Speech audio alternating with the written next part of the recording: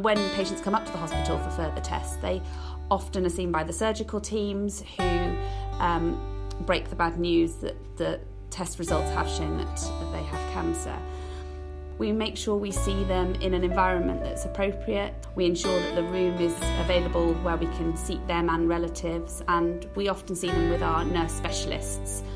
When we talk about the diagnosis, usually we go through making the patient feel comfortable, explaining that there's a lot of information that we'll go through and that there's an opportunity for them to ask any questions that they want to.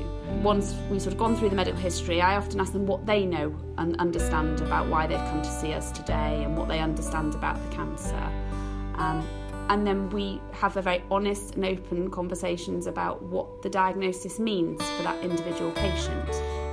Depending on what their then journey with the cancer is, will depend on who would support them going onwards. So if the patient has chemotherapy, we have our oncology nurses and AOS teams that support patients both with physical side effects from chemotherapy and the psychological effects of cancer treatment. We're a small district general hospital, and as such we see people with common cancers.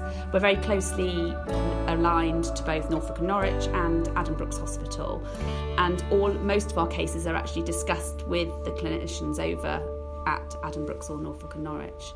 Here we have an excellent reputation for trials, particularly within breast cancer, and the surgical team has won a national award for their enrolment of patients into clinical trials within breast surgery. We build up quite a close relationship with patients because of that, as we see them every 3 weeks in the clinic and are able to build up that rapport.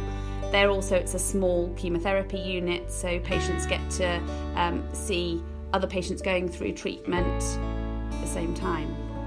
I suggest as a GP is listen to your bodies. You know kind of when something isn't right, and that you're probably aware of some of the Be Clear on Cancer campaigns, is that those are the symptoms that we're asking people to watch out for. So in particular, common symptoms that maybe persist for some time, things that you might have thought were just a simple cough that have gone on for a long length of time, or a change in kind of bowel habits that again you might have thought was just a simple diarrheal illness, anything that's gone on longer than you expected, or any symptom that maybe just doesn't seem quite right. And we urge you really to come and see us as doctors. We really want you to kind of come and see us as GPs. We know that sometimes it isn't easy to get an appointment. Most GP surgeries, however, are happy to speak to you on the phone, and they are happy to call you back. They can talk to you about your symptoms, and if they think that might be something to worry about, then they can arrange to see you.